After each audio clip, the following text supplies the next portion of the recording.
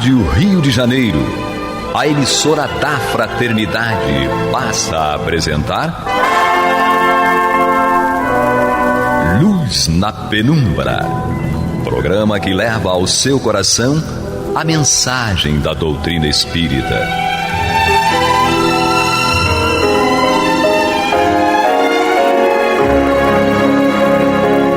E agora com vocês, Aloísio Guigino e Eduardo Araújo, para o estudo da obra O que é o Espiritismo, de Allan Kardec. Olá, prezados amigos, ouvintes da Rádio Rio de Janeiro, sejam todos muito bem-vindos.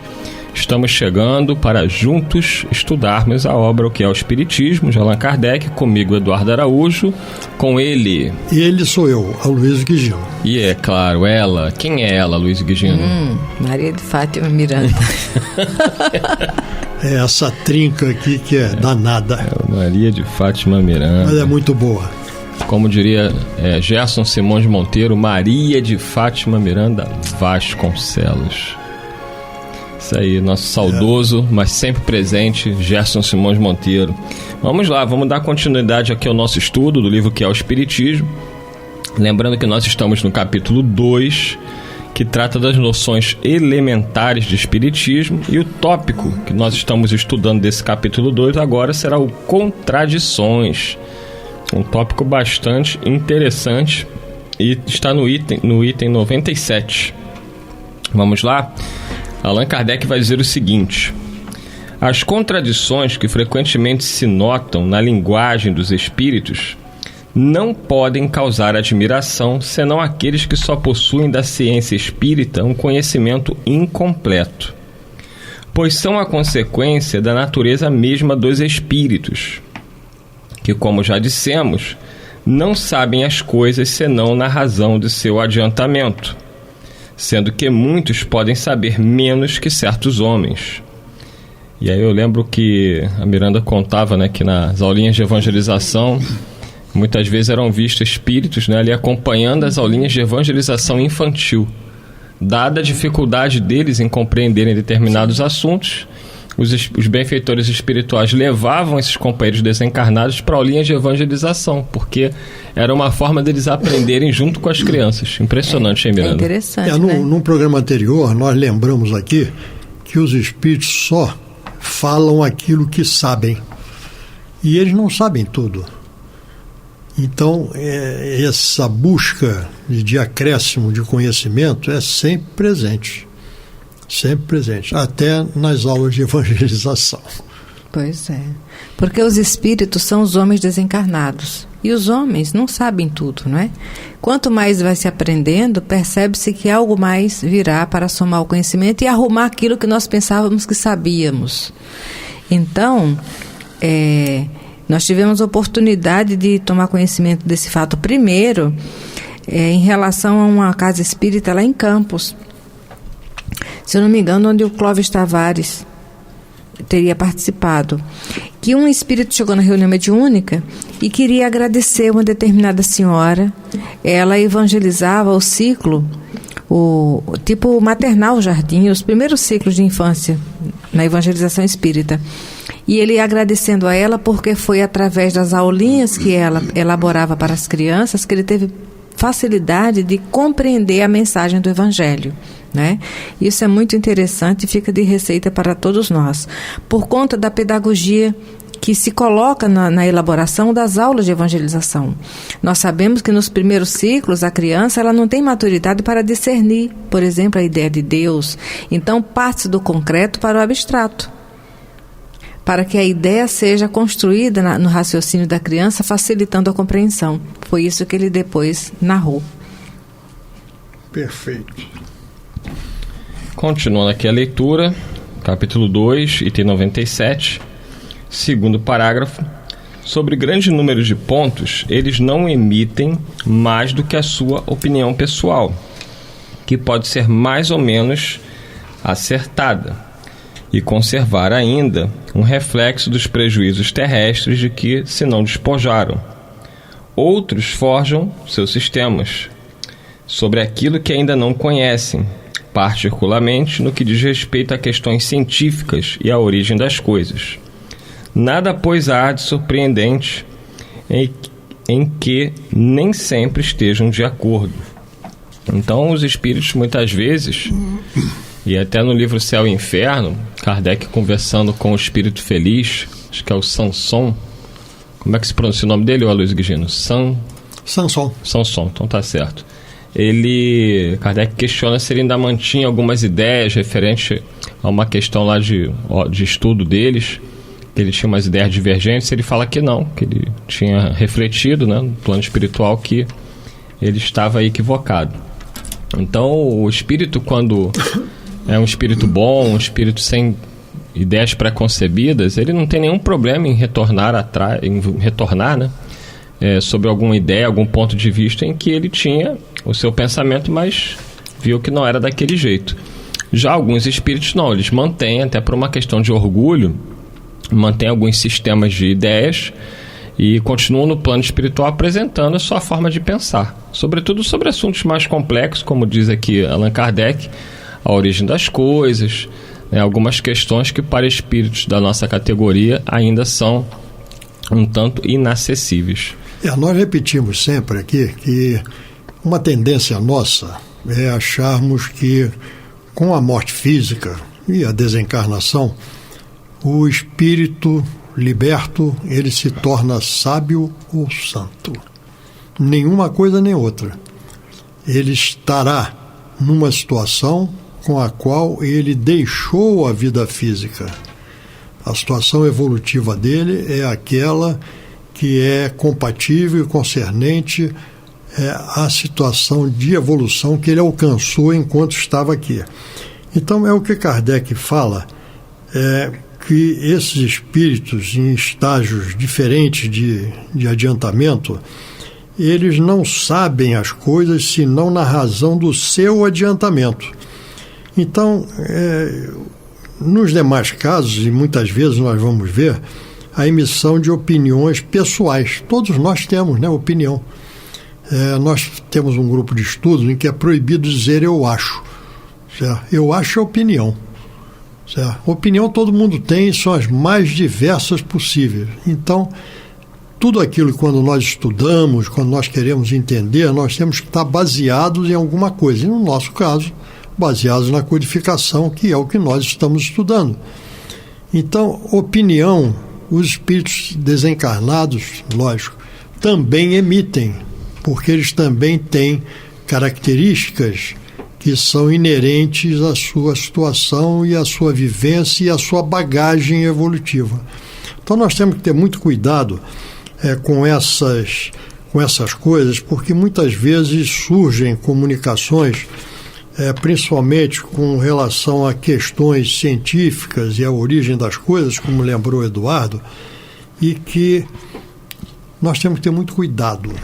Essas grandes novidades que muitas vezes surgem com uma frequência bem razoável, tá bem, bota na prateleira, deixa guardadinha lá, o tempo vai confirmar se é positiva ou se deve ser rejeitada definitivamente.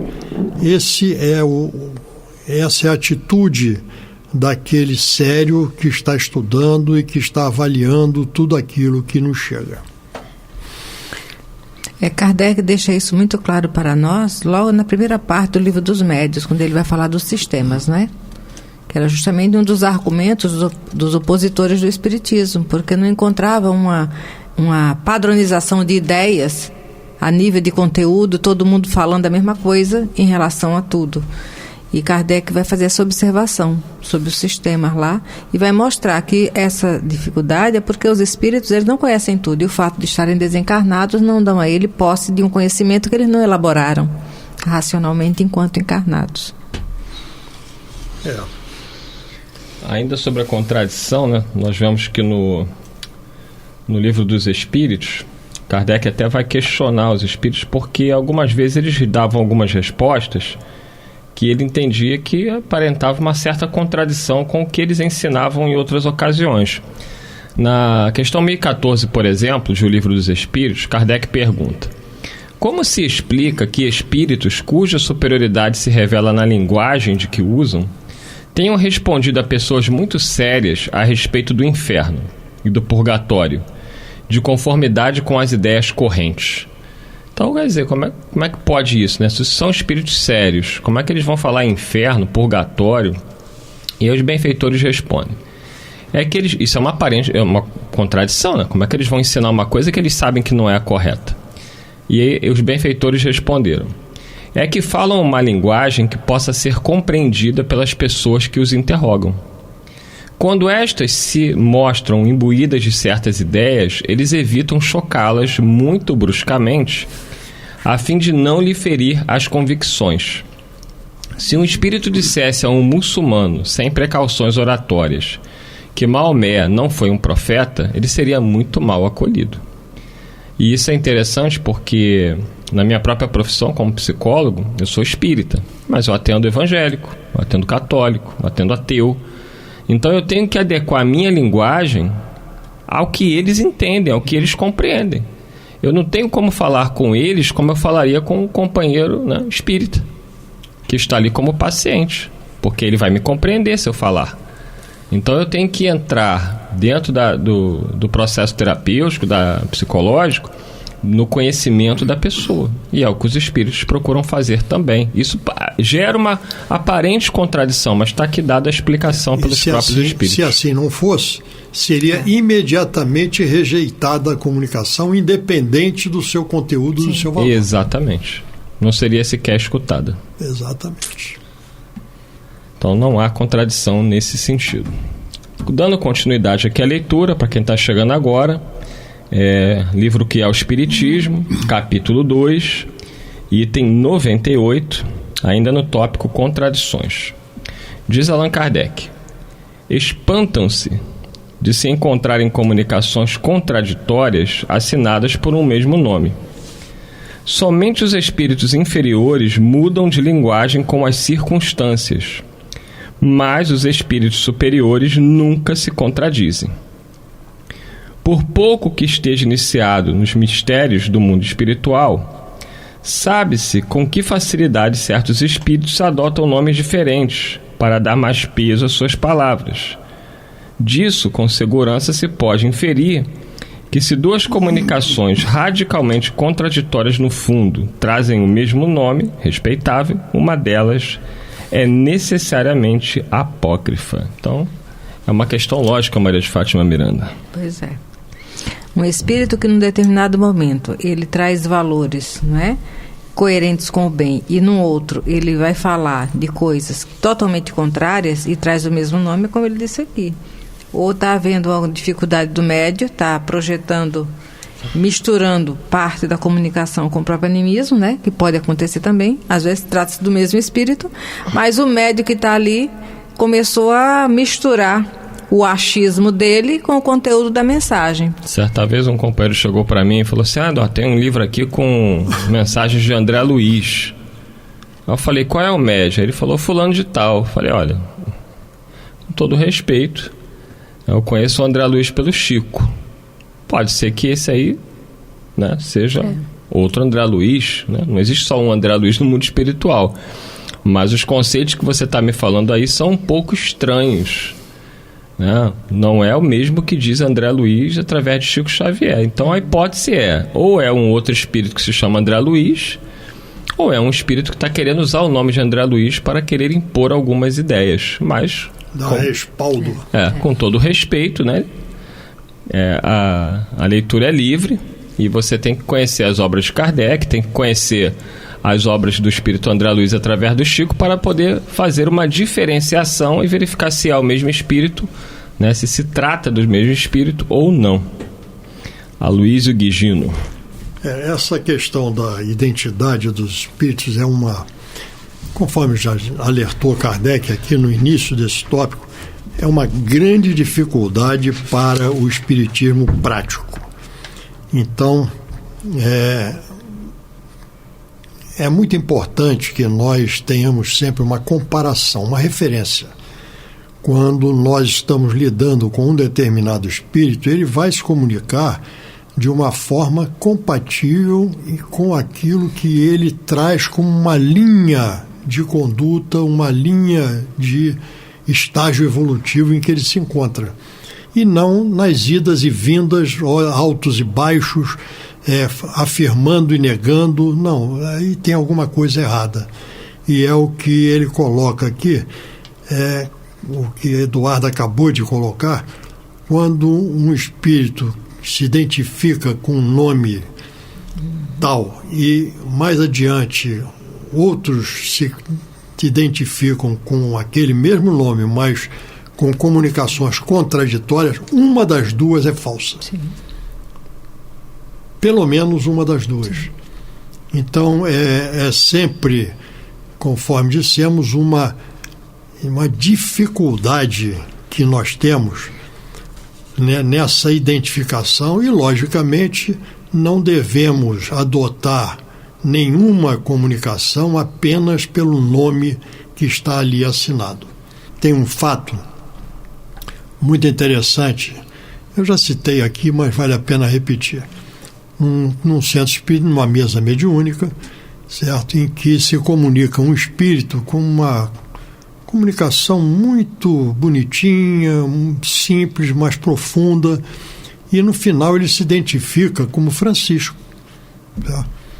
E todos que estavam ali participando daquela reunião acharam muito boa, e na reunião seguinte novamente esse espírito se manifesta com outra comunicação também bonita, uma comunicação com amor, etc., e novamente assina Francisco. Aí um dos presentes resolve perguntar, certo, a esse espírito manifestado através de um médium, se ele era Francisco de Assis.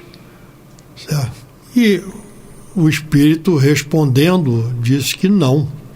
Eu nunca disse que era Francisco de Assis. Mas todo mundo aqui diz que é Francisco de Assis. Pois é.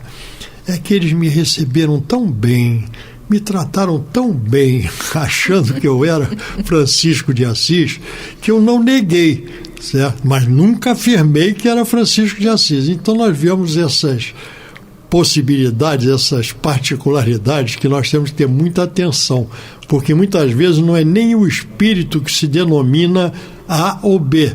Nós denominamos de A ou B. Conclui precipitadamente, pois né? É. Agora, para que nós tenhamos esse discernimento, se faz necessário o estudo. Por isso que Kardec, lá na introdução do Livro dos Espíritos, ele reflete da necessidade de tempo para que possamos desenvolver essa maturidade do raciocínio.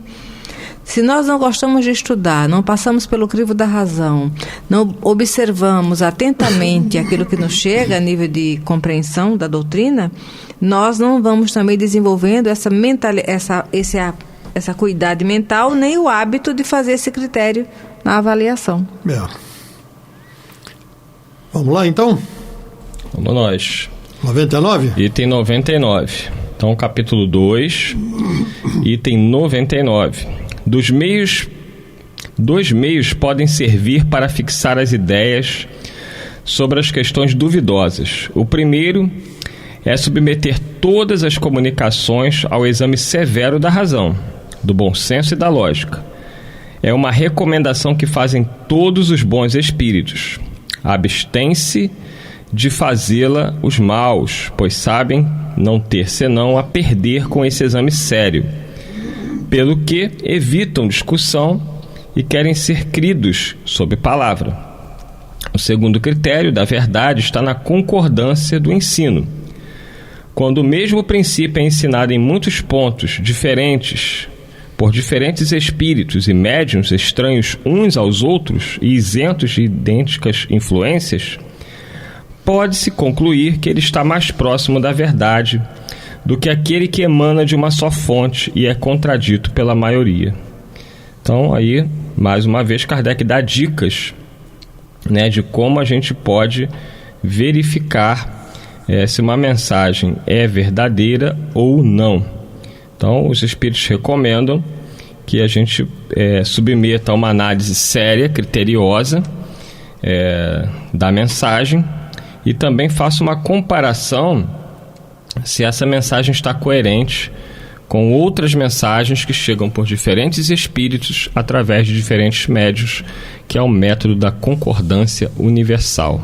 A melhor maneira de saber se aquilo que está vindo dos espíritos procede como realidade ou não. Se um espírito vem e diz que a Terra é quadrada, e ele está falando isso isoladamente, ou numa proporção muito pequena juntamente com outros espíritos em relação à maioria, certamente, neste caso, a maioria está trazendo a verdade. Nós vimos aqui em encontros passados que o espírito normalmente ele traz aquilo que ele vivenciou, aquilo que ele assimilou, aquilo que ele aprendeu. Então, se nós pegarmos um espírito que vivenciou aqui uma experiência reencarnatória, vamos dizer, no século XIII, século XIV, em que a Terra era plana, né, e sustentada pelo Atlas, né, era a crença naquela época. Então, ele desencarna com essa crença. E quando ele se manifesta, ele vai trazer coisas que são relativas a esta crença que ele traz com ele, a esse conhecimento que ele tem e que para ele é a verdade. Já. Então nós temos que ter muita atenção. Kardec, quando organizou a codificação, vamos lembrar que Kardec organizou a codificação. Ele não é o autor, certo, da codificação. Ele organizou utilizando vários médiuns de vários lugares que não se conheciam e com as mesmas perguntas, e as respostas chegavam compatíveis umas com as outras. Então isso é o que está colocado aqui como sendo um método para que nós possamos adotar ou rejeitar alguma ideia, alguma comunicação, certo? Então, o segundo critério da concordância é muito importante também, porque se surge uma coisa que nega tudo aquilo que nós temos por outros caminhos, por outras fontes, como é que nós vamos fazer? Vamos adotar essa novidade? Vamos adotar essa novidade ou vamos deixar que o tempo demonstre a sua veracidade ou não? Então essa é a nossa sugestão nesse tópico, para que todos nós sempre tenhamos esta conduta. E com isso nós finalizamos? Pois não, senhor. Finalizamos? Finalizamos, sim, senhor. Temos aí 30 segundos para Maria de Fátima Miranda se despedir de forma a consolar e confortar os nossos ouvintes. Muita paz, que Jesus nos conduza. Só isso, Miranda? Não, ela hoje já falou o dobro do que normalmente. É verdade, né? Está melhorando. Está melhorando. Então, meus amigos, paz, né? Até o próximo encontro, se Deus quiser, e Ele há de querer. Muita paz para todos. Você está ouvindo o programa Luz na Penumbra.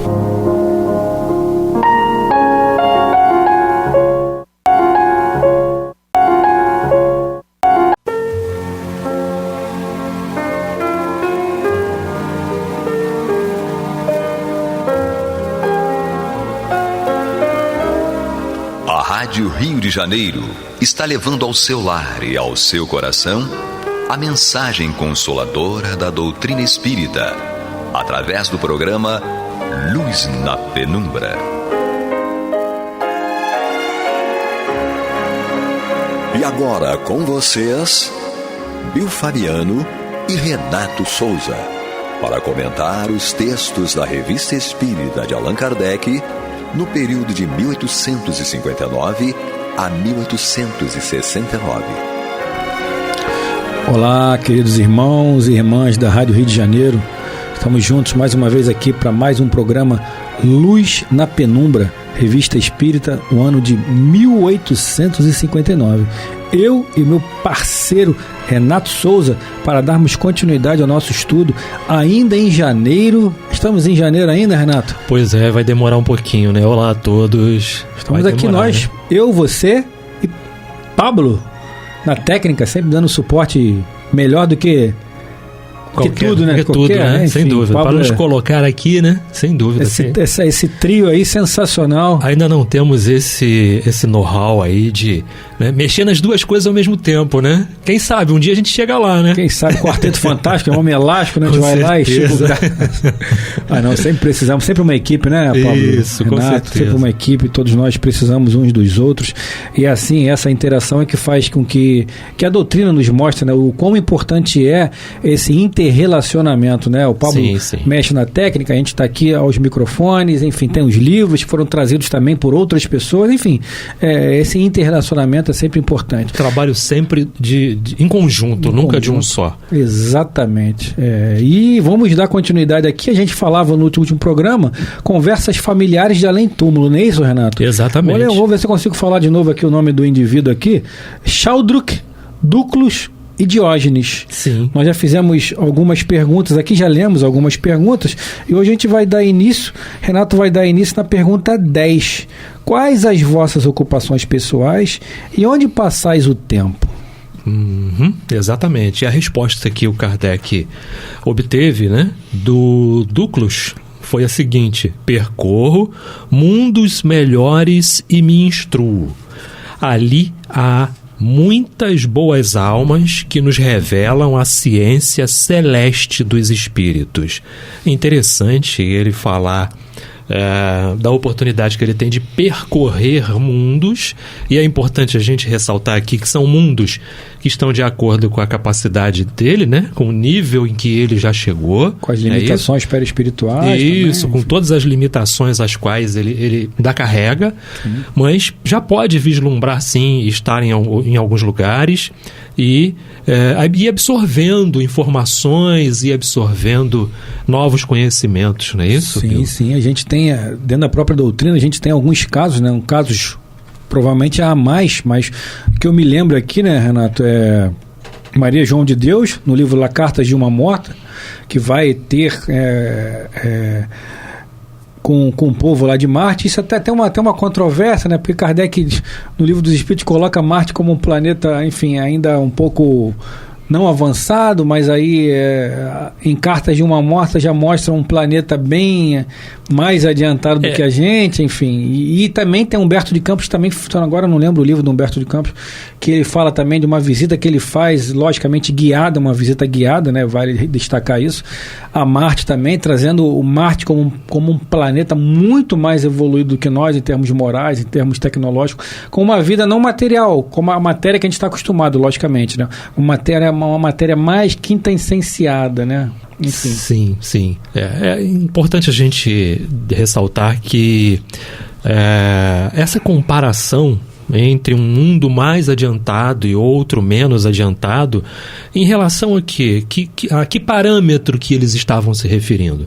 Então, quando a gente trata de Marte em relação à Terra, ou vice-versa, evidentemente que o que Maria João de Deus encontrou por lá já estava naquela ocasião muito além, né, do que a gente tinha aqui. Hoje a gente pode ter, sim, digamos que a gente esteja num nível mais equiparado ao que tinha lá, ao que mas eles também já evoluíram. Mas eles também já estão bem lá na frente. Exatamente. Né? Com certeza. Também, talvez, essa questão aí de Kardec, tô usando, isso é o Bill Fabiano falando, né? Não é a doutrina, nem o Renato, nem o Pablo. Talvez uma visão um pouco assim, naquele momento ali, né, no século XIX, uma visão um pouco obstruída, né, por questões nossas mesmo do indivíduo em si, né, de achar que, embora Kardec tinha certeza ali, a certeza trazida pelos espíritos de que nós não estamos sós, né, no universo, mas o século XIX, com muitas limitações tecnológicas ainda, então tudo isso fazia com que o próprio Kardec achasse dessa forma, né, talvez que a Terra fosse mais evoluída, enfim. Hoje a gente tem outras informações, né, Renato? Mais informações que nos chegam, essas próprias informações, né, dessas obras que eu citei aqui, foram pós-codificação, quer dizer, tudo, como você falou bem, uma evolução, coisas evoluem também, mas a gente tem outros espíritos também que dizem que Marte, em termos tecnológicos, são 500 anos à nossa frente, ou melhor, em termos, 500 anos em termos tecnológicos, em termos morais seriam 1000 anos, mas enfim, são obras que podem ser contestadas por uns, outros, aqueles espíritas mais ortodoxos, enfim, a gente nunca vai saber, né, que isso é uma discussão até estéril, que não vai levar a lugar nenhum. Sim. A gente está aqui para discutir a doutrina espírita e os ensinamentos do Cristo. Se há vida em Marte, se há vida em Júpiter, ou se a Terra é mais ou menos evoluída, né, Renato? Isso não vai fazer com que nós nos tornemos maiores ou melhores, né? Não, de forma nenhuma. Nós temos que estar aqui. Estamos na Terra hoje, é o nosso planeta, enfim, vamos fazer o melhor nesse planeta. A lei é de progresso. Exatamente. Então, isso é que importa. Não importa se você está ontem, se está hoje, ou se alguém já está no amanhã. Exatamente. Mas vamos chegar lá também. A natureza não dá saltos. Nós vamos chegar lá também. Tudo a sua hora, tudo a seu tempo. Pergunta número 11. Vamos lá, Renato. Então vamos lá. Retornastes alguma vez ao Palace Royal desde vossa morte? Resposta: que me importa o Palace Royal? Isso. Essa resposta dele é bem interessante, né? Porque, logicamente, guardando as devidas proporções de cada espírito, né? Há espíritos que realmente querem morrem, mas não desencarnam, né? E continuam lá, né? Mas a gente vê que quando o espírito já alcança, né, Renato, um grau mínimo de consciência espiritual, estou aqui agora, mas amanhã não estou, então para que eu vou continuar aqui? Vou embora, vou seguir minha vida. O que me importa um palácio royal se eu tenho uma amplitude espiritual pela frente, né, Renato? Exatamente. Na pergunta anterior, ele fala das oportunidades que ele está tendo de vislumbrar outros mundos, de conhecer, ampliar seus conhecimentos, suas noções. Vai ficar agarrado a um palácio? Vai ficar agarrado a um palácio, né? Para quê? Não tem necessidade disso, não é? Não há necessidade. O que ele teve de experiência no palácio, e aí sim, sejam experiências boas ou nem tão boas assim, é que conta. Sim. Opa, aonde eu não posso errar mais? Exatamente. Não é? O que está servindo de base? O que foi de bom para mim, que eu experimentei, que foi de bom, que eu assimilei, que eu posso levar adiante? Não é? Isso é que importa. Então, para ele, ele já conseguiu assimilar isso, não importa onde eu estive.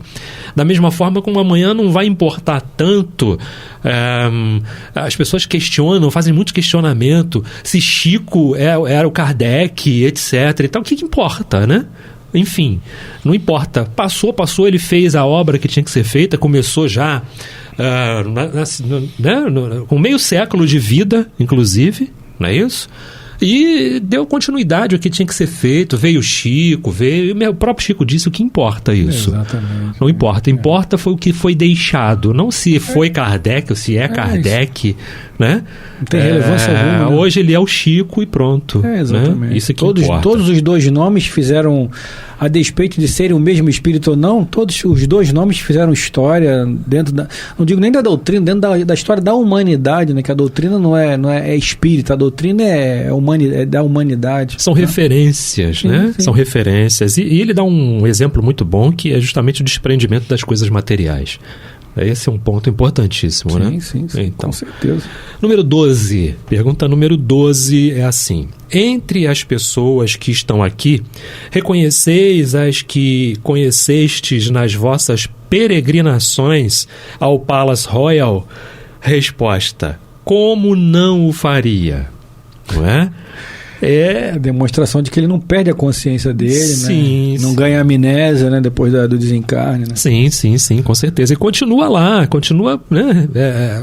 Revendo, vendo todos que estiveram com ele, todos que tiveram a oportunidade de passar pelaquela reencarnação juntos ali. Né? Esses relatos dele aqui, né? É bastante interessante, porque lógico, não é o nosso caso, a gente não tem dúvida alguma em relação à continuidade, né, Renato, da vida, né, pós-túmulo, mas para quem não tem esse mesmo conhecimento ou essa mesma crença, né, isso aqui ele ratifica, né? Ele ratifica a continuidade, a perpetuação da consciência dele individual como espírito que é, né? Enfim, a continuidade da vida. Nada não cessa. O que há, logicamente, é a cessação biológica, que nos faz ainda, como somos ainda espíritos ainda, né?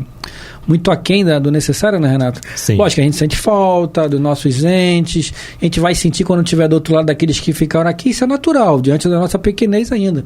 Mas mostra que a vida continua plenamente. Você conhecia a pessoa quando estava encarnada e desencarnada, você não conhece mais ninguém? Não existe, não tem cabimento algum isso, né? É simplesmente uma continuidade de vida, né, Renato? Sim. É uma emoção de você estar perante a eternidade, não é? Porque quando você está sem o corpo físico, você está perante a eternidade, perante uma série de coisas. Então, quando você tem um reencontro, é lógico, é normal, é tomado pela emoção, é tomado por tudo isso e tal, mas aquilo passa, aspas, no que eu estou falando. Por quê? Porque você está justamente perante aquilo. Nossa, não acaba, nós vamos poder nos ver sempre, vamos poder estar sempre juntos, principalmente através do pensamento, né? Sem dúvida alguma. Com certeza. É só uma mudança de nível, né, Renato? Então, esse é o programa Luz na Penumbra, Revista Espírita, o ano de 1859. Continuamos aqui no mês de janeiro e vamos para a pergunta 13 agora, né, Renato? Isso. E ele continua dizendo assim, olha, há revistes com prazer? Ele responde, com prazer, mesmo com o maior prazer, foram boas para mim. Não é? Olha a importância que ele está ressaltando das presenças, das companhias que teve. Não é isso? Sim. A 14. Revistes vosso amigo Charles Nodier? Resposta. Sim, sobretudo depois de sua morte. Olha, bacana, inclusive é bom a gente ter começado, sobretudo depois da sua morte. Mais uma ratificação do que a gente estava falando. Da existência da continuidade da vida, de tudo isso, sim. De tudo isso. Bill, deixa eu falar uma coisa aqui. Eu andei treinando as palavras aqui. Eu vi aí. Melhorou, né? Nodier, pô. melhorou um pouquinho, né? O francês aí ficou agora. Então, com certeza. Deus, superou o meu agora. Não. Vamos nós, pergunta 15. Ele está errante ou reencarnado? Resposta, errante como eu. Continuava, né? Então ele atesta que ele continuava desencarnado, continuava errante, né? Espírito errante, é bom a gente explicar, é aquele espírito que está logicamente na erraticidade, ou seja, nesse intervalo entre encarnado e desencarnado, ele encontra-se na erraticidade, e Allan Kardec é bastante claro no Livro dos Espíritos. Todos nós, quando desencarnarmos, né? Estaremos errantes, porque estaremos justamente aguardando uma nova oportunidade de reencarnação. Exatamente. Mas a fila como é grande... Poxa, demora, né? Então, pergunta 16. Por que escolhestes o Palace Royal, o lugar mais frequentado em Paris, para os vossos passeios? Isso não está de acordo com o vosso gosto misantropo, né? Aí ele responde, lá eu via todos os mundos, todas as tardes. Bacana ele falar sobre a oportunidade que ele tinha lá, não é? De rever todos esses mundos, todas as situações dentro daquele ambiente. Não é isso, Bill? Sim. Você quer falar alguma coisa? É importante destacar aqui que ele fala com os vossos gostos misantropos. Misantropos são aquelas pessoas que odeiam convivência com outras pessoas, que odeiam a humanidade. Então, ainda que ele tivesse esse gosto misantropo, ele quis retornar lá por alguma razão, né? Talvez para voltar a ver aquelas pessoas que ele odiava, né? Aquela humanidade que ele odiava. Quer dizer, estaria em contradição, mas né, na verdade ele não era misantropo, ele estava misantropo, né? Enquanto encarnado. Enfim, tem toda uma questão, um bloqueio ali por conta das limitações da matéria, né, Renato? Temos que ter um dicionário do lado, né? Exatamente. Também, porque senão não vai. Se não tiver o nosso irmão Google. Ou então, né? Com certeza. Pergunta 17. Não havia talvez um sentimento de orgulho de vossa parte? Resposta. Sim, infelizmente o orgulho tem uma boa parte em minha vida. Quer falar, Bill? É bom, né? Rapaz, me surpreende muito que ele tem orgulho. Nossa. Pô, ele só está sendo sincero e como nós devemos ser também, quem não é orgulhoso, né? Quem não está, na verdade, quem não está orgulhoso, né? Nós estamos orgulhosos, né? Isso é a chaga da humanidade. Né? Então, é louvável que ele realmente entenda que muitas vezes nós, encarnados, não entendemos ainda o quão orgulhosos somos, vaidosos, enfim, egoístas, né? Enquanto o orgulho nos faz mal. Então é importante que ele tenha essa visão, né, de que o orgulho fazia mal para ele, e infelizmente, né, como ele diz aqui, infelizmente o orgulho teve uma boa parte em minha vida, e tem na minha, tem na do Renato, tem na do Pablo, enfim. Infelizmente, a gente ainda vai ter que trabalhar muito essa questão, né? Muito. São sentimentos que a gente ainda carrega, que são nocivos, né, à nossa evolução, atrapalham, né, a nossa evolução, mas é bacana o relato dele e a clareza dele, a franqueza dele de falar sobre esse sentimento. Muito embora já esteja em condições de trazer informações, de trazer mais... tem o reconhecimento da sua ainda necessidade de melhoramento, né? Então, 18. Sois mais feliz agora? Resposta: oh, sim. Nossa. 19. Entretanto, vosso gênero de existência não deveu contribuir para o vosso aperfeiçoamento? A resposta: essa existência terrestre, mas que pensais, todavia, eu não tinha momentos sombrios quando reentrei sozinho e abandonado em minha casa. Ali tive o tempo de amadurecer bem os pensamentos. Né? Fala da oportunidade que a gente tem de amadurecimento, e nós devemos observar sempre isso. A oportunidade que você tem de fazer a sua autorreflexão. Sim. Onde errei, onde carece mais de atenção, não é? Tudo isso. Sem dúvida alguma. E da importância também que tem, né? Minha esposa que fala muito isso, né? Embora não seja espírita, ela tem a espiritualidade muito dentro dela, né? De você entrar para dentro do seu quarto, né? Como Jesus falava, né? Vai lá para dentro do seu quarto, não do quarto físico, mas dentro de você mesmo, onde você estiver, tenha o seu momento de reflexão, momento de meditação. E meditação não é colocar... Até o Haroldo Dutra fala sobre isso, né? Não é você se colocar na posição de lótus ali, fazer a bolinha nos dedos aqui e ficar fazendo o on, não. Meditação é você ter foco naquilo que você está fazendo, ter concentração e fazer atento do que você está fazendo. Você pode estar meditando ali, lavando a louça, ele até fala sobre isso num dos vídeos dele. Você pode estar meditando, fazendo almoço, varrendo a casa. A minha esposa medita lavando louça à noite, acredite se quiser. Ela está ali concentrada, focado. E nós temos a necessidade disso, né, Renato? De entrar para dentro de nós mesmos, fazer essa conexão com o alto, não importa qual doutrina você professe, qual crença que você tenha, se é espírita como nós, umbandista, candomblessista, protestante, católico, não importa. Isso não está ligado a doutrina alguma. Isso está ligado à espiritualidade. Espiritualidade não está ligada à doutrina. Espiritualidade é entre você e Deus. Faça a sua conexão com Deus, com o mais alto, e busca ali, como ele diz aqui, lá eu tinha tempo de amadurecer minhas ideias. Às vezes você está com a consciência, né, Renato, muito obscurecida pela sua própria falta de lucidez, né? E você precisa desse momento para que as suas... Como Saulo de Tarso, né, teve aquela cegueira momentânea, né, que Ananias foi lá e retirou aquilo dele. Você tem aquele momento ali de tirar aquela escama, né, do seu vista, para que você torne a enxergar novamente. E esse contato é, sem dúvida nenhuma, necessário, né? Muito importante, com certeza, né? Vamos seguir? Vamos seguir. 20. Se tivesse a escolher uma outra existência, como a escolhereis? Resposta: não mais sobre vossa terra. Posso esperar melhor hoje. Olha que benção, né? Olha só, né? Se pudesse escolher, né? Mas não pode, ainda não dá, ainda não estamos assim, não é? Exatamente. Enfim. 21. Lembrai-vos de vossa penúltima existência?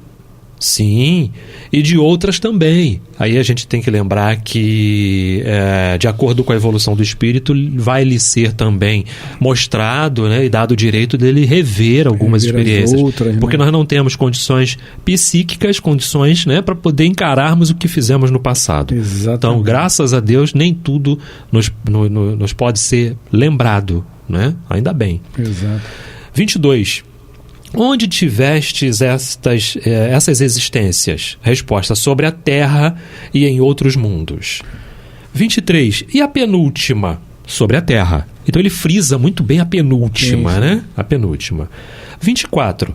Não podeis a fazer conhecer?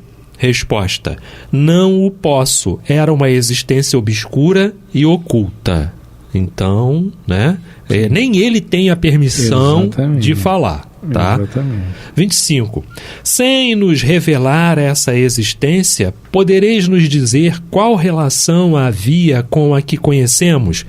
Porque esta deve ser uma consequência da outra? Resposta: uma consequência não positivamente, mas um complemento, né, dela, né? Vivi feliz por vícios e faltas que se modificaram bem antes que viesse a habitar o corpo que conhecestes.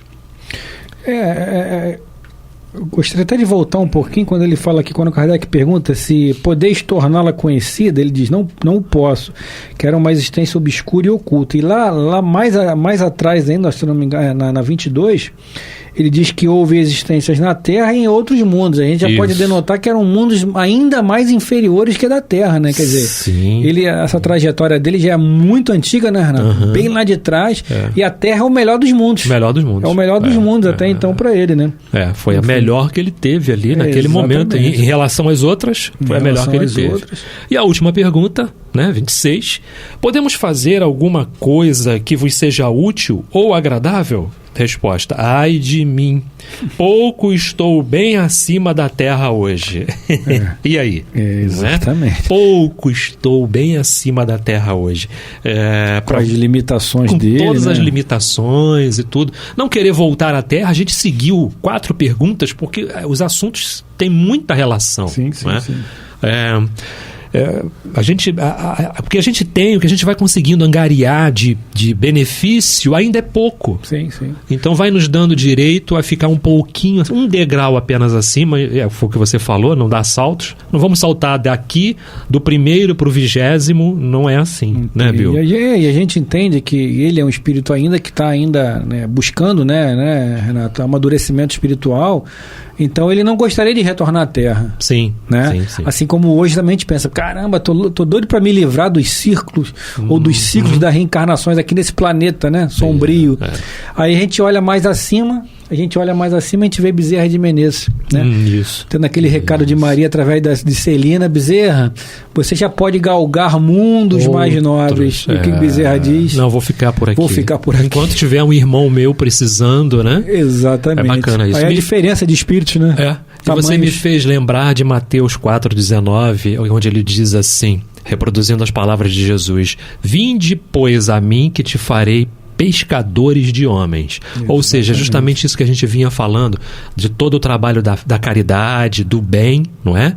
E galgando sempre pisar no amanhã, pisar no futuro e pisar firme no futuro. Exatamente. É importante a gente vislumbrar isso. Bill, tá acabando. Com certeza, é isso. Aquela pergunta clássica: já está acabando, Pablo? Pablo diz: não, já acabou. É isso, pessoal. Estamos aqui mais uma vez, finalizando mais um programa Luz na Penumbra, revista espírita do ano de 1859, ainda no mês de janeiro. Até a próxima oportunidade. Fiquem com a paz do Cristo. Pablo, Renato, um beijo no coração de todos. Fiquem com Deus. Muita paz a todos.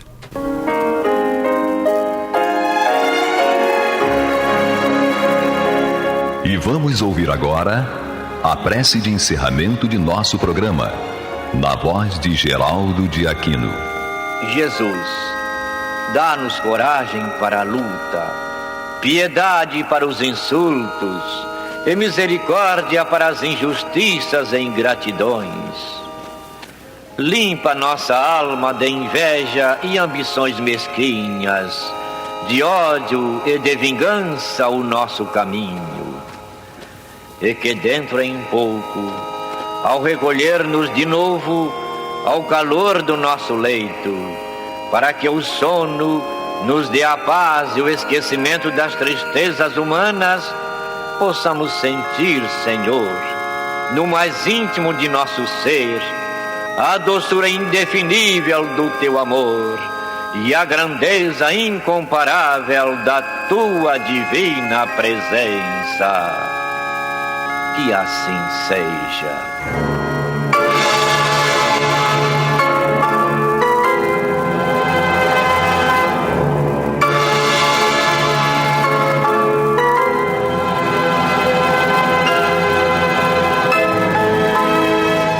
Acabamos de apresentar o programa Luz na Penumbra, que voltará a ser apresentado na próxima segunda-feira, às 21 horas, nesta emissora.